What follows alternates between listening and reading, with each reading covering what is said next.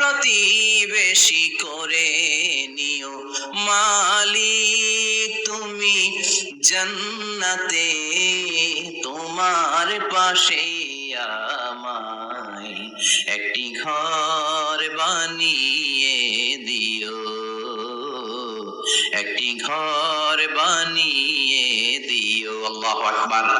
সেই 5000 বছর আগের দোয়া দুনিয়ার বুকে থেকে জান্নাতের নমুনাটা দেখতে দেখতে সাইয়েদাতুনা আসিয়া আল্লাহর কাছে চলে গেলেন। পড়েন আল্লাহু আকবার। এজন্য ঈমানের পথে অবিচল থেকে আমার মরণ যেন হয়। পড়েন আমিন। আমিন। তাহলে আসিয়ার জীবনী থেকে আমার মায়েদের জন্য শিক্ষা হলো ঈমান ছাড়া যাবে না।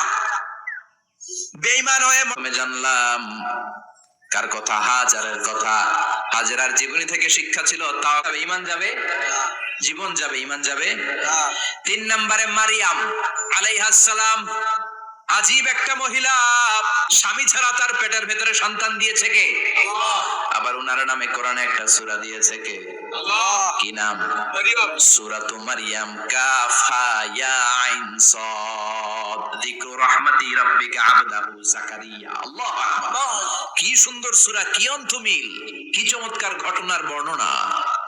উনার নামেও সূরা, উনার ফ্যামিলির নামেও সূরা, উনার আব্বার নাম ইমরান, মায়ের নাম হান্না বিনতে ফাফুজ। উনাদের ফ্যামিলিটা আল্লাহর কাছে এত প্রিয়, আল্লাহর একটা সূরা দিলেন ইমরানের পরিবারের সূরা। কোন? সুবহানাল্লাহ।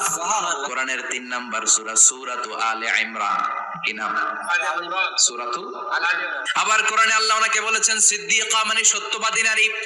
আবার আল্লাহ বলেছেন ওয়ালাইসা যাকারু কাল উনসা, এটা এমন মেয়ে কোন পুরুষ এই মেয়ের মতো হতে পারে?